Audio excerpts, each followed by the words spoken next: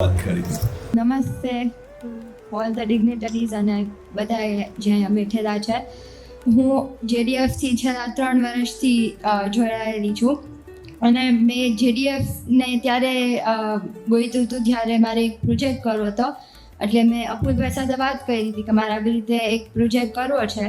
અને એમને મને જુવેનાઇલ ડાયાબિટીસ ઉપરનું જ્ઞાન આપ્યું હતું અને એ લોકો શું કરે છે, જુવેનાઇલ ડાયાબિટીસ ફાઉન્ડેશન શું કરે છે એ બાબતે મને એમને સમજાવ્યું હતું અને ત્યારથી મને બહુ પ્રોત્સાહન મળ્યું હતું અને મને એવું લાગ્યું હતું કે મારે કોઈક રીતે મદદ કરવી છે, પણ મને એક્ઝેક્ટલી ખબર નહોતી કે હું કઈ રીતે મદદ કરીશ. એટલે મેં થોડાક જુવેનાઇલ ડાયાબિટીસ બાળકો અને એમના પેરેન્ટ્સને એ લોકો સાથે વાત કરી હતી અને મને ખબર પડી કે સૌથી મોટો ઇશ્યુ એવી રીતે હોય છે કે જ્યારે અમે લોકો ફોર એક્ઝામ્પલ રેસ્ટોરન્ટે જતા હોય ત્યારે અમારે વિચારવું ના પડે કે અમે શું ખાઈએ છીએ, પણ જ્યારે કોઈ જુવેનાઇલ ડાયાબિટીસવાળા લોકો રેસ્ટોરન્ટ્સમાં જતા હોય તો એ લોકોને ખબર નથી હોતું કે આમાંથી કયું ફૂડ ડાયાબિટીક ફ્રેન્ડલી છે કે નથી હોતું, અને ત્યારે બધા ફ્રેન્ડ્સને બધું હોય તો બહુ ડિફિકલ્ટ પડી જાય છે. અને હવે તો મેન્યુઝમાં વેજ, નોન વેજ, વિગન એવા બધા ઓપ્શન્સ થઈ ગયા છે, તો અમને થયું કે તો ડાયાબિટીક ફ્રેન્ડલી ઓપ્શન્સ પણ કેમ નથી હોતા મેન્યુઝમાં. એટલે અમે રેસ્ટોરન્ટના ઓનર્સને પૂછવા ગયા કે તમારા મેન્યુઝ અમને મોકલો, અને એમના મેન્યુઝને જોઈને અમને ખબર પડી કે આમાં થોડા ફૂડ્સ તો ઓલરેડી ડાયાબિટીક ફ્રેન્ડલી છે, કારણ કે અમે ડાયટિશિયનને બતાવ્યું હતું તો એમને તો કીધું હતું કે આમાંથી આટલા બધા ફૂડ્સ ડાયાબિટીક ફ્રેન્ડલી છે ઓલરેડી. અને ત્યારથી અમે નક્કી કર્યું કે અમે અલગ અલગ રેસ્ટોરન્ટ્સમાં જઈને ડાયાબિટીક ફ્રેન્ડલી ફૂડ્સને અમે એક સેપરેટ મેન્યુ કરશું કાં તો હાઇલાઇટ કરશું, એટલે લોકોને ખબર પડે કે આ બધા ફૂડ્સ છે એ બધા ડાયાબિટીક ફ્રેન્ડલી છે અને જે બધા ખાઈ શકાય છે. અને સ્લોલી અમે વધારે ને વધારે રેસ્ટોરન્ટ્સ રાજકોટમાં અપ્રોચ કર્યું અને એ લોકોને અમારું આ ઇનિશિયેટિવનું કીધું, અને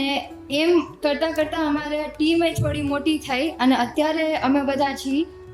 અમારું ગ્રુપનું નામ છે ડાયાબિટીસ કેર એડવોકેટ્સ, અને અમે અત્યારે ખાલી રેસ્ટોરન્ટ્સ નહીં પણ સોશિયલ મીડિયા ઉપર છીએ, અમે સ્કૂલ્સમાં અવેરનેસ સ્પ્રેડ કરી છે, ઓનલાઈન અવેરનેસ સ્પ્રેડ કરી છે, કારણ કે અમને ખબર પડી કે ખાલી ફૂડનું નથી, અમારે અવેરનેસની પણ એટલી જ જરૂર છે, કારણ કે જુવેનાઇલ ડાયાબિટીસ કોન્સેપ્ટ રાજકોટમાં હજી એટલો બધો લોકોને એટલી બધી નથી આની જાણ. એટલે અત્યારે મારા ટીમમાં વરદ સકપરિયા, ઝૈનબ ભારમલ, આર્ય ઝાલાડી અને સ્વયં સાવલિયા છે, અને મારા બે મિત્રો વરદ સકપરિયા અને ઝૈનબ ભારમલ તમને વધારે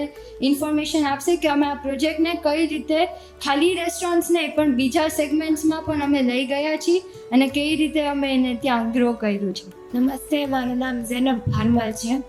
તો જેમ જીઆઈ કીધું કે અમે સોશિયલ મીડિયા પર બહુ બધા પોસ્ટિંગ્સ કર્યા છે,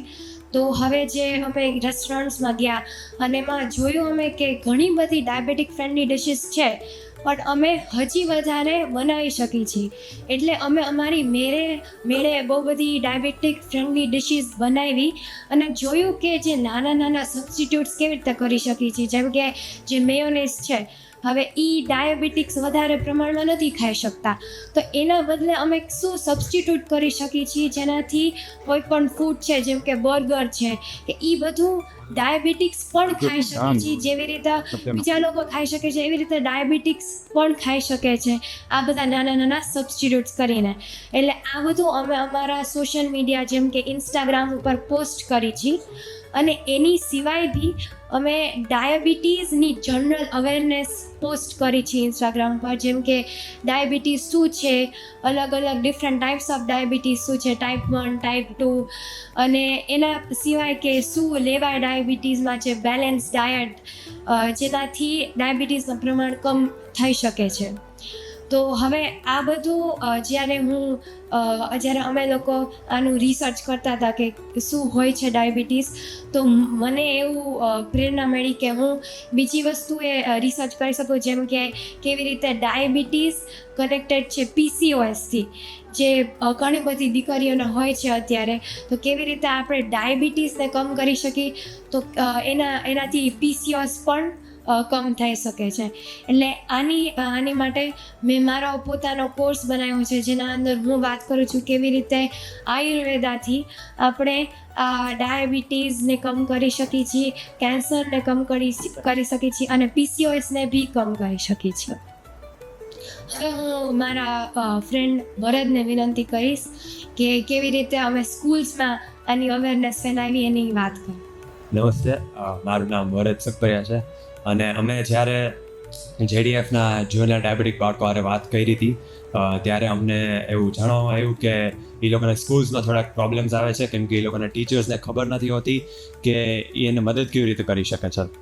જેમ કે કોઈ અગર બાળકને જુનિયર ડાયાબિટીસ હોય અને એ લોકોને કંઈક હાઇપરગ્લાઇસીમિયા કાં તો હાઇપોગ્લાઇસીમિયા લીધે એ બેહોશ થઈ જાય છે, ચક્કર આવે છે કાં તો બીજી કોઈ તકલીફ થાય છે તો ટીચર્સને ખબર નથી હોતી કે એને મદદ કેવી રીતે કરી શકે છે.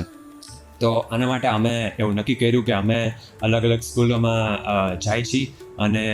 ટીચર્સને એવી જાણકારી આપી છીએ કે એ બાળકોને મદદ કેવી રીતે કરી શકે છે. કેમ કે ઘરે તો તમે બધા માતા પિતાઓ હોવ છો છોકરાઓ માટે, પણ સ્કૂલે અગર કાંઈ કોઈ હોતું નથી જેને આવી જાણ છે તો એ બાળકોના જીવન માટે બહુ ડેન્જરસ હોઈ શકે છે.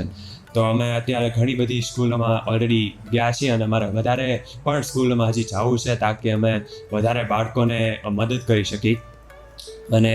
એનાથી એક સપોર્ટિવ એન્વાયરમેન્ટ સ્કૂલમાં બનાવી શકી અને અમે વધારે અવેરનેસ સ્પ્રેડ કરી શકીએ બાળકોને, બીજા લોકો, ફ્રેન્ડ્સને, ટીચર્સને અને એમના પેરેન્ટ્સને પણ.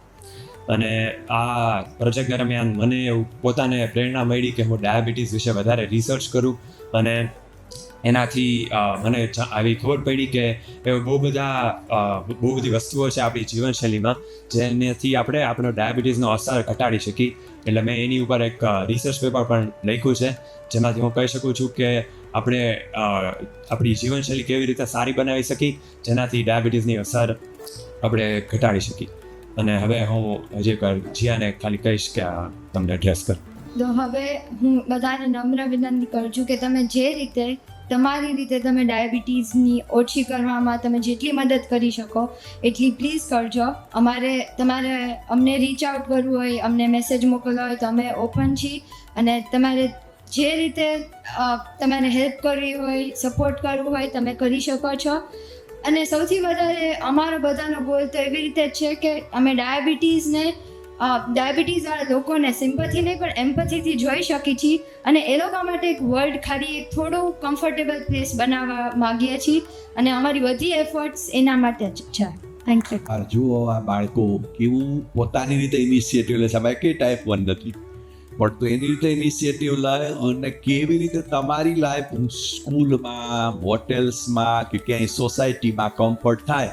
એના માટે દે આર ડુઈંગ બેસ્ટ. અને એ લોકોનું જે ગ્રુપ છે એ હું તમને બધાના વોટ્સઅપ ગ્રુપમાં મૂકીશ. એમાં તમે જોઈન્ટ થઈ શકશો, તમે એમાં પ્રશ્નોત્તરી કરી શકશો, તમને પડેલી તકલીફો તમે એની સાથે શેર કરશો એટલે એ લોકો સોર્ટ આઉટ કરશે. ફરીથી આપણે એનો ખૂબ ખૂબ આભાર માનીએ જીયા બેનનો અને એની ગ્રુપનો